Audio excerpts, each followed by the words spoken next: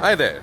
Today I am at the Chennakeshava Temple at Belur, a magnificent piece of architecture built in the 12th century. Let me take you inside and show you as to what's in there. The magnificent shrine dedicated to Lord Vijayanarayan, one of the 24 incarnations of Vishnu, was built to commemorate the victory of Hoysalas over the Cholas in the great battle of Talakkad. Some also believe that it was constructed when Vishnuvardhana adopted Vaishnavism. The construction of the temple commenced in 1116 AD at the instance of King Vishnuvardhana. His son and later on his grandson completed it. According to historical records, it took about 103 years to complete this profusely sculpted masterpiece of Hoysala architecture. The huge temple complex, enclosed by high walls, has a sanctum sanctorum, a vestibule in Navagraha Mandapa. The complex also has many smaller shrines, mandapams, and other structures. The star-shaped main sanctum is a homogeneous architectural unit set on a raised platform in the center of a spacious paved courtyard surrounded by subsidiary shrines and colonnades. It looks like a carved casket made of wood and polished to perfection. The towering vimana of sanctum, made of brick and mortar, was supported by woodwork and plated with gold gilded copper sheets. Unfortunately, the crumbling vimana had to be dismantled in 1879 to protect the main sanctum.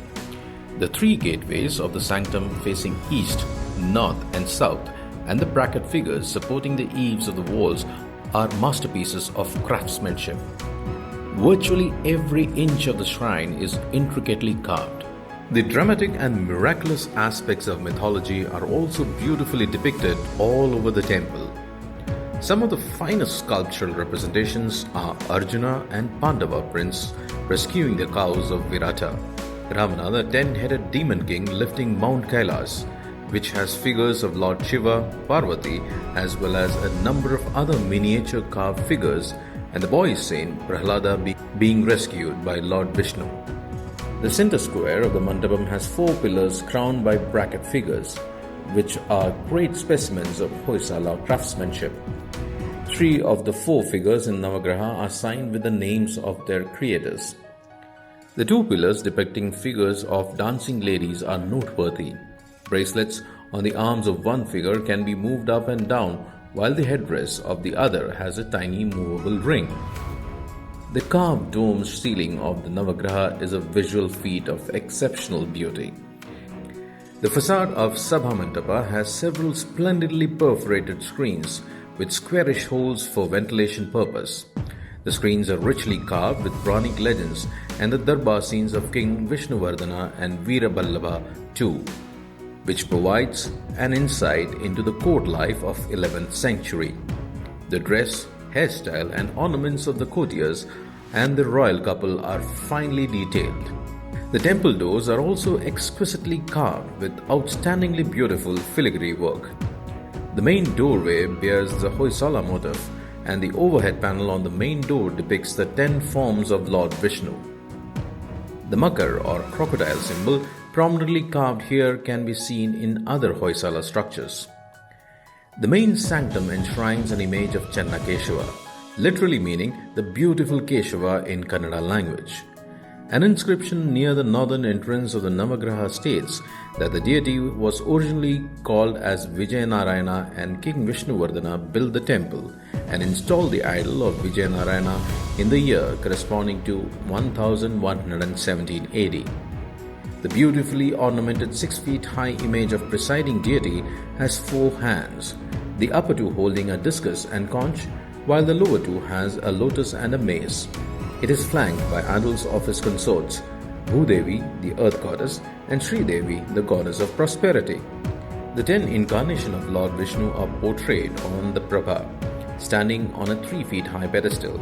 Chennakeshava Temple is the only functional Hoysala temple with pujas being performed both in the morning and evening. This tradition is being practiced for the last 887 years. The large Navagraha Mandapam is noted for its polished pillars and ceiling.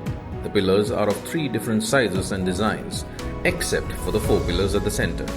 The most notable pillars are the Mohini pillar on the southwest, fluted vertically on a 16-pointed star plan. The eastern side of the pillar has a large bas-relief of Lord Vishnu in the enchanting form of Mohini, flanked by a Chaure bearer and Garuda. It is perhaps the finest specimens of Hoysala pillar order. The impeccable Narasimha pillar to the southeast of the Navagraha used to rotate on its own axis. It is decorated all over by minute reliefs, including the beautiful Bengal gram bull, so called because this minute figure is no larger than a grain of the lentil. A small blank space is said to have been left intentionally by the sculptor, challenging anyone who could fill the space. It is interesting to note that the reliefs on the ceilings of the three entrances are similar in subject to those carved on the pediments of the respective gateways. The Navagraha is separated from the vestibule by an intricately carved gateway. It has fine filigree work on the pediment, and the beam in front has carvings of the 24 forms of Lord Vishnu. The 4 pillars here were built in 1381 during the reign of Harihara II to support the crumbling roof. It is interesting to note that a number of sculptures in the shrine are inscribed with the names of the sculptors. Each maestro describes his skill with a terse, rightfully boastful, self-styled epithet that indicates keen rivalry among the Hoysala sculptors. Dasoja, the master sculptor, signs himself as a smitter of the crowd of tilted sculptors.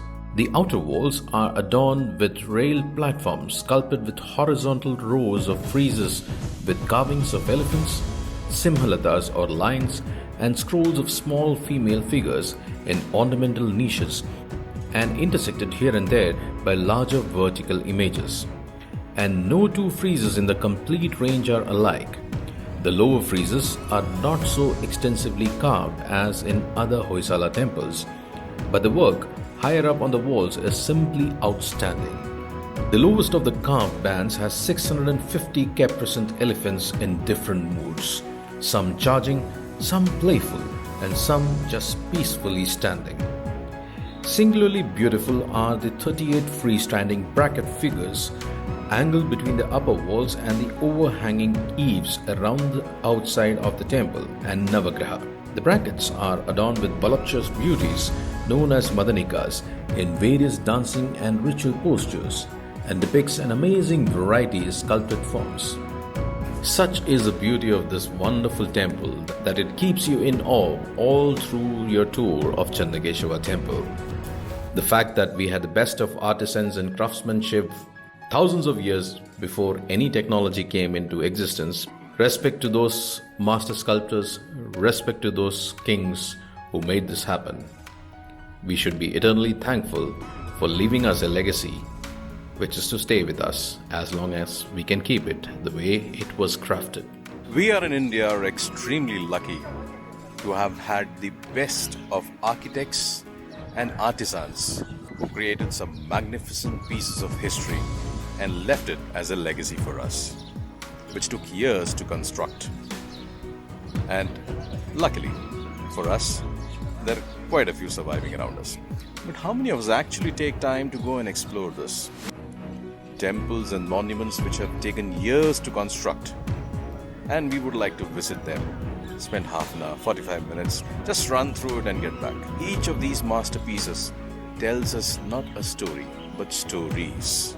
If you're interested in knowing about our history, culture, tradition, and the significance of each and every thing that we do in our lives today, you will find them in these magnificent architectural wonders that we have in India.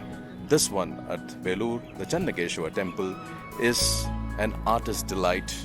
The Chennakeshava Temple is an amazing insight into the lives, spiritual and otherwise as well.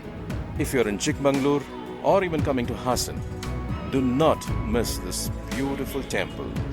It is a must-see, not a destination. It's a must-see temple if you are interested in knowing more about the history of our country, the Hoysala dynasty, and the religious practices that we have been following over the years, over the decades. This is a 12th century marvel, not to be missed. This is Shailesh signing off Until the next vlog. Do subscribe, like, share and comment if you like this one.